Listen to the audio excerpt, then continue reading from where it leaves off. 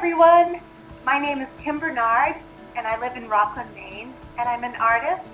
And I like to make work that is public, uses recycled materials, is interactive, which means you get to touch it, involves the community. I like to get people involved in making my work with me, and is kinetic, which means that it moves. When I was your age, there was a lot of trash on the ground. People would drop their garbage anywhere or throw it out of car windows. I remember there was this little owl who used to say, "Give a hoot, don't pollute." There was also a commercial with a Native American who looked out on the landscape with a tear in his eye, sad over how his ancestors' land had been destroyed with litter. From that very early time, I learned how important it was to take care of our earth. This year, I took a pledge not to buy anything new or throw anything away. Most recently, I've been using recycled materials to make art. This accounts for a fraction of my work, but my goal is to have 100% of my sculptural work be created out of recycled materials. Ideally out of a material that can be shaped, molded, colored, and is durable. So what's the big idea, you say?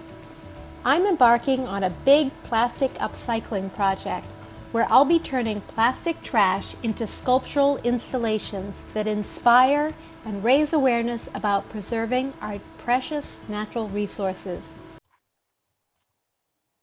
Hi, everyone. I'm Miss Katie from Rockland Public Library, and welcome to our interview with Kim Bernard. She is on a big recycling adventure right now, and we wanted to talk to her about all the cool things that she's doing. So, Kim, I hear that you are making some art out in the world to make things more beautiful right now, but using trash to do it. How are you doing that? Well, first of all, good morning, Miss Katie. Good to see you. And hi to everybody who's watching. Good to see you too.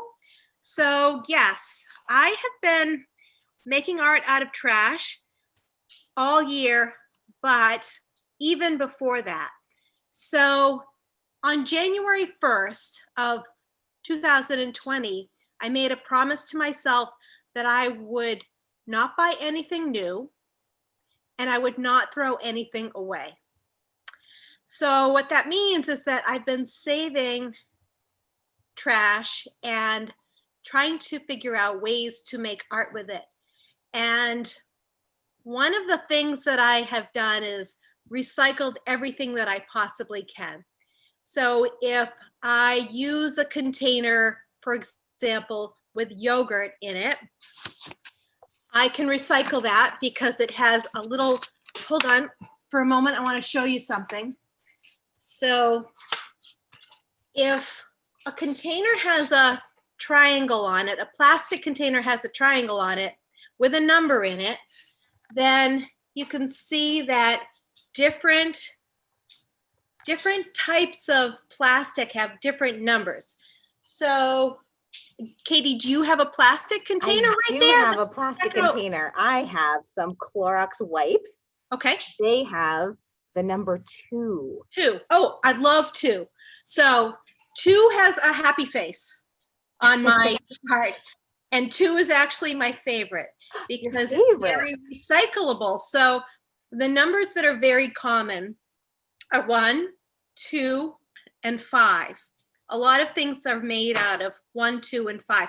And then I have some sad faces on other numbers because those are plastics that I choose not to work with because they're either very difficult to work with or they won't allow me to make art with it.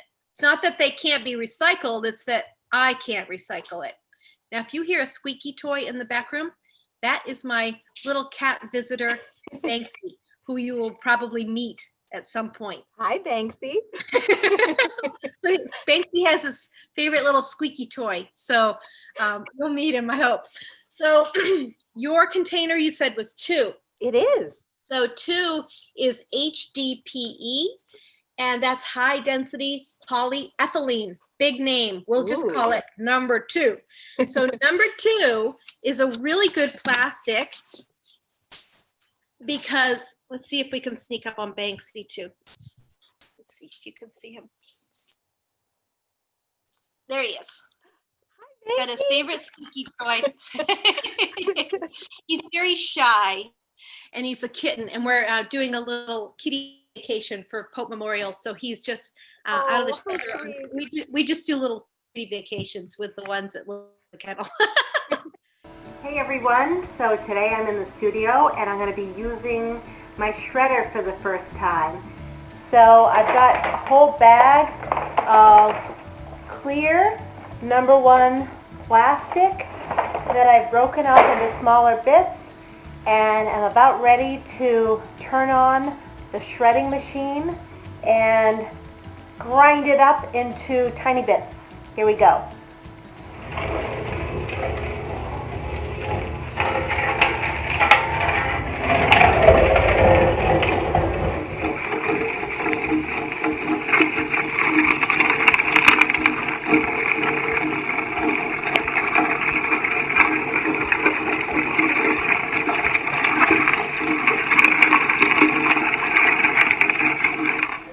So all that plastic, which was about half a paper bag of cut out plastic, is now in these small bits.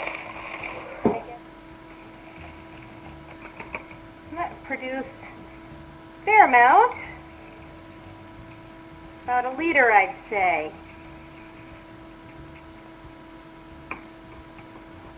Of shredded plastic. So now I can melt it and extrude it and mold it and turn it into sculpture.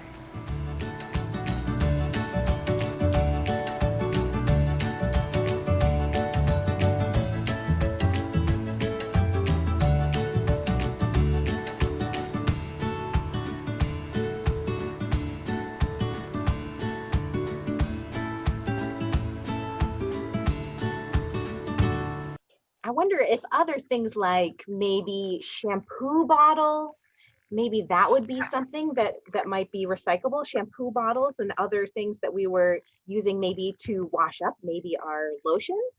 Yes, That might be some plastic. So a lot of shampoo bottles, like soap bottles, laundry bottles, are 1, 2, and 5. So let me go over here to my studio. Oh, I got some good stuff. All right, let's see what we've got here. So this is a dishwashing detergent bottle, and there's a number 2 on the very bottom of it. I see it. So this shredded up would make a nice colorful plastic. And I'm trying to find one here that's green. I might not be able to find a green one, but I can definitely find a colorful one. So I have a shredder machine that you'll see in the video, which is right here, right? Yeah. And into this white flip top, okay, this is where I put the plastic, and it goes down into there, and it shreds it up into tiny bits. So when it comes out of the shredder, now I know this isn't green, it's blue, but this is a number 2. See right there, it comes out looking like that. Really, really tiny pieces. Yep, tiny pieces. And then I put the shredded bits into, this is called an extruder machine, and it comes out looking like this. So it can make squigglies and curlicues and really wonderful shapes. So you notice that I have nails embedded in the end. What are those for? That is so I can attach it to the wall. So the nail allows me to press it into the wall. Recycle. Like a recycle one that has a permanent place on the wall. And this one is kind of this was one of the first ones, one of the experimental ones. And this was kind of like a little test to see if I could put a nail into it. It's kind of like a pig's tail, right? Yeah. So I can just like a thumbtack, I can push that into the wall and it can hang on the wall. Very cool. Yeah. And so you've been you've been shaping them with gloves on. Is that right? Because it's so hot. Yep. It's kind of like a big glue gun when it comes out. It's really, really hot and then it hardens. Exactly. Exactly. So it comes out so hot that I have to wear gloves because it's way too hot to handle. And then as it cools, I can bend it and twist it and shape it and turn it into the curve or the twist that I want it to be. And I have one of our patrons had a question about the shapes that you've been making with your plastic. They wanted to know if it's possible to make a unicorn. So have you ever thought about making a shape that was an animal? Yes. That sounds tricky. I actually did that yesterday. You're kidding. Well, not a unicorn and not, hold on, I'm grabbing it. No, it wasn't a unicorn, but it could have been a unicorn. So yesterday I was working with some kids and we were sculpting with Sculpty, which is a clay that you can buy. I think you can buy it at like Walmart or an art supply store. So I decided to make this little Is it a kitty? Little kitty. Hi, Very kitty. little orange kitty. But okay, so what I could do is I could make a mold. So a mold would be a shape that goes around this. And then I would say it was a 2-part mold. So there were 2 halves. So I make a mold around the kitty and then I open up the mold and I take the kitty out and I put the mold back together and then I fill the mold with, now if I use my plastic, my hot gooey plastic and press that into the mold, out would pop kitty number 1. And I could make another one, put the mold back together, fill it with gooey plastic, kitty number 2 pops out, kitty number 3, kitty number 4. I could make hundreds.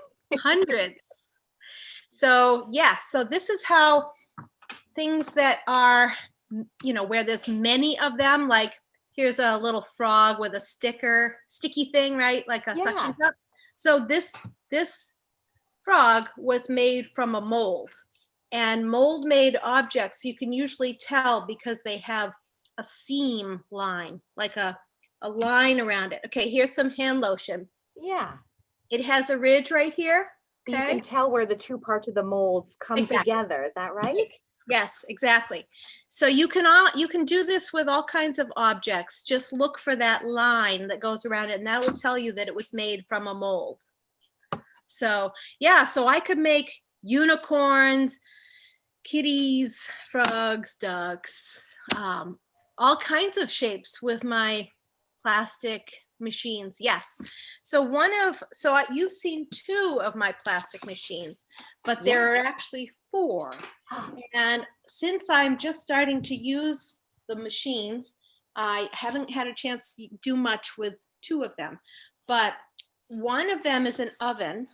Okay. And this will heat a mold, like a metal mold. And then you can pour your gooey plastic into it or your shredded bits of plastic into it, and then make hundreds of unicorns or any shape that you want. So when you're shredding it and putting it in that mold, it's kind of similar to if you shredded a crayon, right? And you make your own crayons when you use leftover crayons and shred them up, and then you bake them in the oven. That's kind of similar. Very, very similar. Very similar. And you can actually make flat things out of shredded bits of plastic, like this purple. It's kind of a lid to a machine. Yeah. That was actually made out of pressed, colorful bits of plastic. and you can make chairs and cutting boards and skateboards, which I really want to do. I really want to make recycled plastic skateboards. So this machine right here, like I said, I haven't had a chance to use all of them much. I've used 2 of them a lot. But you put plastic, shredded plastic in that triangle, and it goes through this heated tube, and out of this hole down here at the bottom, right here, is you'd have a mold there, and it would be like a soft serve plastic machine. Okay, squeeze right. the hot plastic into the 2-part mold, the unicorn mold, and fill it up. And then after it cools, you could open up the mold, and voila, you'd have unicorn number 1, unicorn number 2, unicorn number 3, and you can make them all different colors. So you can use plastic that is colorful, or I've been using plastic that is clear. Oh, Okay? yeah. So this is my favorite. These are actually shredded up milk bottles and water jugs. Number 2, clear, is my favorite. And the reason it's my favorite is because I have color that is powdered. Ooh. And I can It comes in powder. That's interesting. Right. So this is called pigment. And the pigment goes into the shredded up plastic. So you mix shredded up plastic and the pigment color, and it comes out the end of the extruder in that color. And sometimes, so this is a lot of fun. I'm trying to find one. Sometimes I change colors, okay? So I might be working with a yellow, and then I decide, well, I think I'll change it and make it green. So this is one where on this end, I was using yellow, and then I changed my color. So this ended up being green. So these are really the most special ones. I've got another one. Yeah. And you used those to make up a big display, right? You Right. made an entire wall's worth of those squiggles in your art. Yes, and if I could show that if you allow me to share my screen. So see if you can figure out that, and I'll show the kids this other one. So this one started out kind of this tan color, and then I put in some blue pigment, and it came out a blue color. And I could mix white and blue and get a light blue, or I could mix red and white and get a, what? You probably know, kids, pink, right? Pink. Or I could mix yellow and red and get a, what? Orange, okay? So I can make color, mix my own color, just like you can mixing paints. It's the same thing. That pigment that I was using, the powdered color, is what is put into paint to make it paint. So for watercolor, it might be water that is added to make it a paint. And if it were colorful chalk, sidewalk chalk, it's plaster and color. And if it were oil paint, it's an oil base with pigment. So that's oil paint. So color is what we use all the time to make things color. Like a little frog here would not be colorful at all. He'd be kind of clear or white if it weren't for pigment. So there's pigment in all kinds of things that we use every day. Like my coffee cup, this bottom part was made with a blue pigment, and the top part was made with a white pigment. So it's pigments are all around us in our clothes, books, any kind of paper, the paint on your walls, car, you name it. So I'm just adding pigment to plastic. So here's a picture of 12 feet of squiggles. So you can see, and I did these in just the way that you saw me do the recycle one in the video. So here I added some red pigment, and then I changed it to more of a pink, and then an orange, and then a yellow, and then a tan, and green, blue. And at the end, we've got more of a purpley color. So let's just zoom in a little bit, and you can see that those are just like what I just showed you, just like, Yeah. so there are Those big squiggles. 150 squiggles. Whoa. Yep. 150. How long did that take you? I think, boy, I'm trying to remember. I tried to do a certain number every day. I think it was 12 a day for a while until Ooh. they were done. I think I was on a 12 a day squiggle diet for a while. Oh, I had a patron ask, does it smell? Is it stinky when you're doing that? A little bit. It's a little stinky, just a little bit. And it's good to have ventilation because plastic, if it's heated really at high temperatures, it can release bad fumes. So if you notice, now when I was doing this, I was doing it more in the fall, and you see that I have two big, well, can you see? Oh, yeah. Two big doors here. I open them right up and I sit right there. So I'm kind of outside.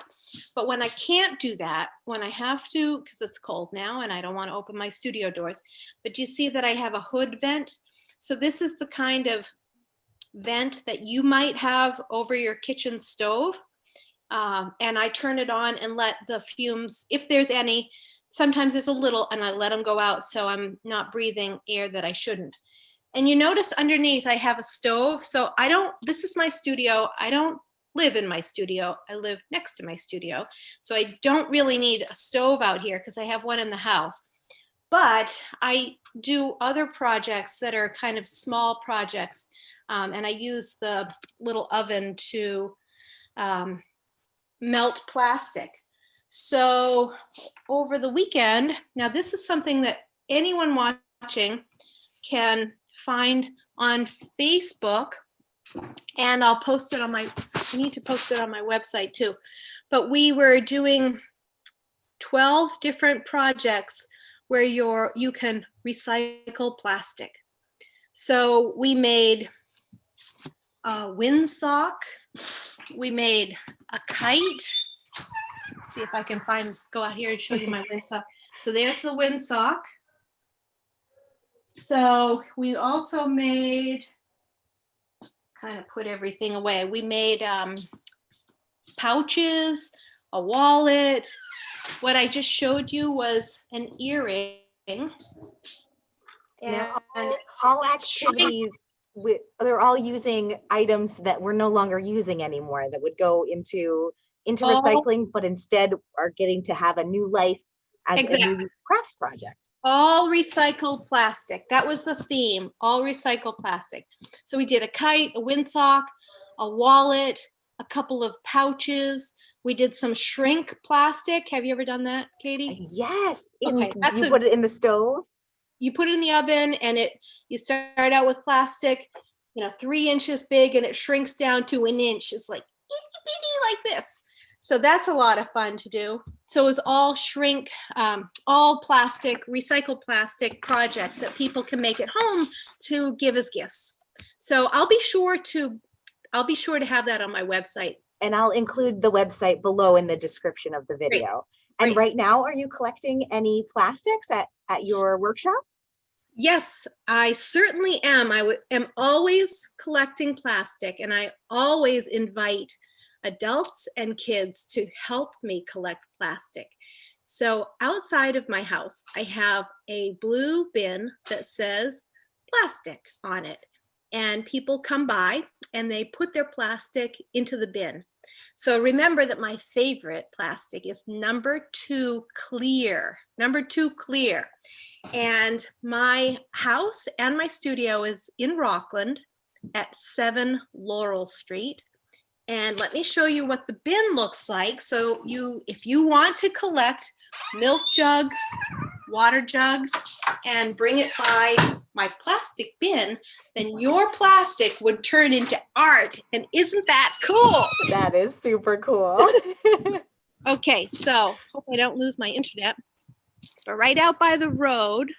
Oh, yeah, I see it. Okay, see the blue bin connected to the telephone pole that says plastic on it. There we go. That's what it looks like. And just so you know what my studio looks like, so you know you have the right house, but how many houses have blue plastic bins on them with That's right. Okay. And we'll include the address below too, Yeah, so that you good. can go ahead and do that. And just remember to tip over the plastic to look at the number on the bottom, and then you can bring it by and be part of Kim's cool projects. Yes. Do you have one that you're working on right now, Kim, or are there multiple projects that you're working on? So right now I'm working on a gift. I'm working on some gifts because it's the holidays as Yeah. we're speaking. So I have a little friend. We had a baby born recently. So you get to see this because she'll have received it by the time. So it won't be a secret You anymore won't by be then. spoiling it. Right.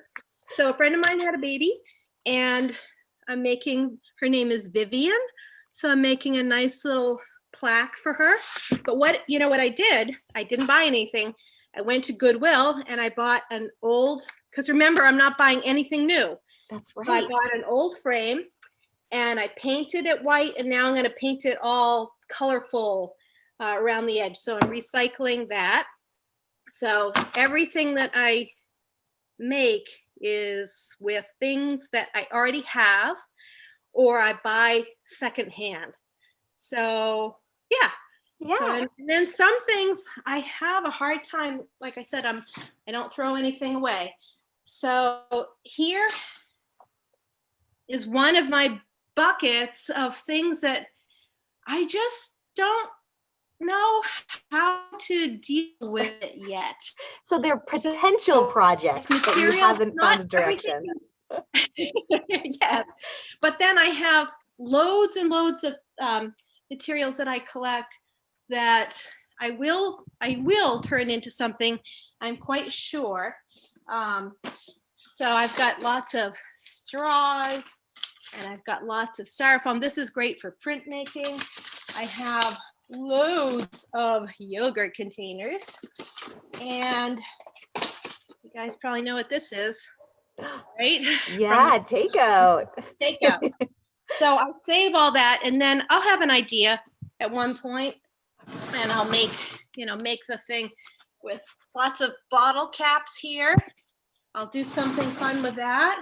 So Very yeah, cool. I'm just keeping it, and at some point I'll have an idea. As soon as the inspiration strikes, you'll be ready to go forward. And you've been living your life this year without using a lot of new things or any new things, and also getting just keeping things really straightforward and making things yourself. Do you have any tips for the kids at home? Yeah. So I do buy secondhand things. So when I feel like going shopping, I usually go to Goodwill. So I can find a lot of fun stuff at Goodwill. And I find that I actually don't need that much. I'm not growing, so I don't need to buy new clothes. I have plenty of clothes. And even if I were growing, I could still find that at Goodwill. So hand-me-downs are fun. Like, people know that I'm doing this, so they give me things. And sometimes I pass them on to someone else, and sometimes I keep them because I can make something with it. And sometimes someone gives me something and I don't know what to do with it right away, but I start thinking creatively, and then I come up with this idea, and then I make it. So that's way more fun for me than going out and buying something. But I actually find that I don't need that much. We have in our country, we have way more than we really need for stuff. So the things that are really important are love and family and friendship. And of course, we need food and we need shelter. But other than that, like, stuff really doesn't make you happy, right? Right. It's nice to be able to go and look at, really prioritize what's going on, and really appreciate the things that are really important to you and Yeah, make those things extra special. so And true. You know, Katie, you work at the library, and the young people that are watching probably love the library, right? Because they're watching. So it's so nice to be able to go to the library and borrow a book and then give it back and get another one without having to buy it. So after you read a book, um, do you need to own it after that? It's nice to be able to borrow it, read it, and give it back so somebody else can enjoy it. So that's it's a right. nice way of sharing things. Yeah, the library is all about sharing. Yeah. You get to have so many more things. You get to view so many more books, read so many more things, listening to so much more music, because instead of it just needing to be one item, you have many, many items. And when you're done with them, someone else gets to enjoy them. Right. And you know, we do that with our neighbors.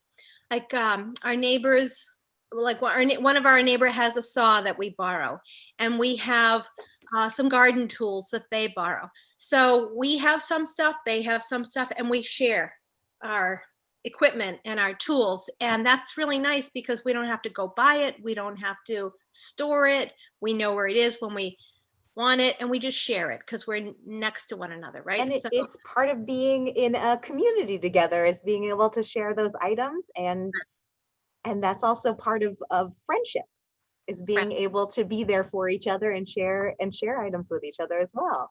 absolutely. Yep. Well, Yeah. So much fun. yeah, that was wonderful. Thank you so much, Kim. Sure, my pleasure. And if any of the watchers, the young people watching, are interested in sharing images of what they make that's recycled, I would love to see that. And I would love to say a safe hello from a distance if I see anyone dropping off plastic, number 2 clear plastic, in my blue bin. Excellent, wonderful. And we will be adding the information to contact, or to be able to find out more about Kim's projects below, so you can see her projects that she's made.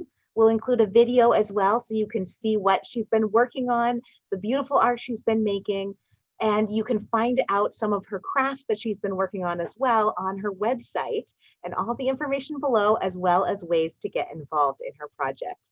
Thank you so much for coming. You have a wonderful week. You too. Thanks, Katie. Bye, everyone. Bye-bye.